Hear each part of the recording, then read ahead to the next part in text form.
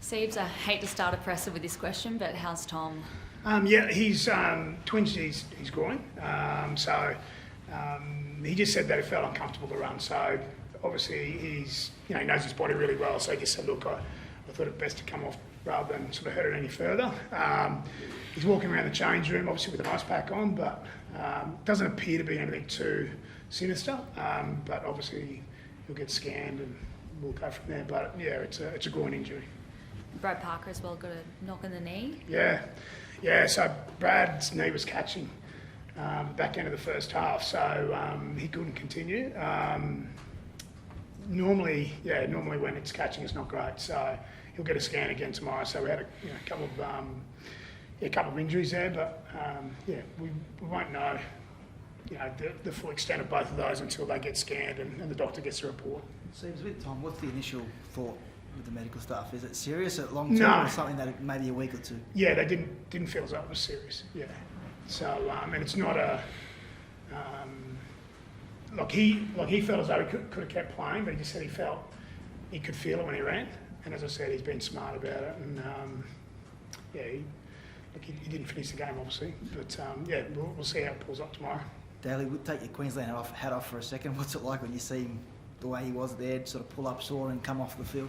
Yeah, look, he's my teammate first and foremost, so definitely worried about him when he goes off the field. But Tom's so competitive, he's so tough, so it's going to take a fair bit to keep him out. And as Steve said, the initial reports are it's not too bad, so I'm sure they'll do the best thing for the team moving forward. But Tom's a tough fella, and if he can play through it, he'll play through it. Steve, even before the injury, like and I know it's happened throughout the year, and people have made comment that he's playing within himself. Was there anything coming into the game, or is it just the continuation of him trying to sort of get into the groove? I'll answer it. I was behind him when the incident happened, and on a wet, dewy night, it really was just so innocuous, and I felt like that's something that's not too uncommon on a wet weather night, so I reckon he was pretty unlucky. I've seen plenty of those in games where people's feet slide out from under them. Regan Campbell-Gillard got sort of the worst end of that the other night, where you land and awkwardly sort of the dewy ground will split your legs. But I watched the tackle where Tom was in, and it's not to say it's not going to be bad, but I just think like that's very unlucky what's happened, and it's probably not too uncommon for a night like tonight. Is he frustrated in there, Seems? He's had a couple of setbacks now this season, just when he seems like he's getting back to his best. Just a little thing seems to hamper him. Well, I didn't feel as though he's had setbacks this season since we've been playing. He had the setback in December, obviously, and he did a great job reconditioning. And I feel as though, last week against the Storm, I thought he was very good for us.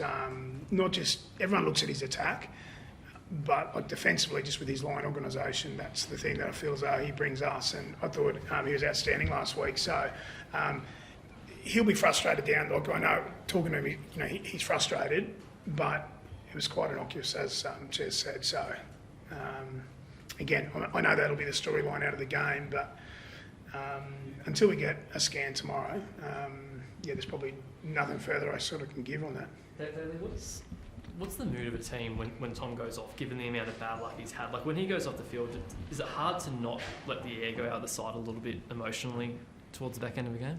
Look, I can't talk for everyone, but I felt like this year that's the first time that sort of happened, and the way we finished the game there, we defended so well, and it showed that we cared and we wanted to finish off for each other. So regardless of who's out there, we're trying to build that mentality into our game, and I felt like we did that tonight. So whether Tom plays or not, we're going to miss him if he doesn't play because he's an important part of our team. But ultimately, I think tonight showed there we're going to try and turn a page when it comes to Tom potentially playing or not playing. We're just going to move forward. Was that one of the most pleasing things? I think the Sabi try was about a minute after Tom came off. A lot had gone against you, but as you said, to bounce back straight away and not let that deflate you must have been pleasing. Yeah, it was really pleasing. I thought, although we weren't at our best tonight, I thought we were really gritty insofar as we had no field position, no possession, or limited possession. So we just found a way to keep turning them away, and they got a couple of tries in the second half through some good play from them. And you've got to give the Tigers credit. I thought they built pressure on us, and we were always, or seemingly always, coming off our own try line. So to sort of get through the other side of that and give ourselves a chance with a few minutes to go for a big play like that, then that was the most pleasing thing. And that's what I said to the guys. Sometimes you're not going to be at your best, or you've got to sort of defend your own line for long periods of time. if you can sort of handle that arm wrestle, that cycle, then you give yourself a chance. So we gave ourselves a chance, and we were good enough to, I suppose, get the points at the end of the game there with Sabi's try. But I was pleased with, I suppose, the guys just hanging tough when things weren't exactly going our way. Steve, should Hamole Olukwatu find himself in a New South Wales jersey in just over a month from now? I hope not. Look, it gets frustrating when you're coach and another person says who you should or shouldn't pick. If you're not in the media, obviously it's different when you're in the media. But I think he's had a really positive start to the season, and I'm biased. I think he's played 80 minutes, I think, every week from memory. I think he's had a really good start to the season. So I feel like his game, there's some maturity to his game, and I feel as though he's certainly given himself an opportunity to be in the conversation. So, hopefully the selectors consider him, but I would never want to tell another coach who they should or shouldn't pick. How hard would he be to defend for you daily if he's on the other side come May 31? Don't really know just yet because I haven't had to play against him, but it looks like it's pretty hard. I've said all along, it's been a real pleasure to play alongside of him and watch his game grow. And like Steve said, he's playing 80 minutes now. He's getting through a ton of work. So no doubt he'd be a handful, but we'll cross that bridge when we get there. Cool, guys. Thank you. Thank you.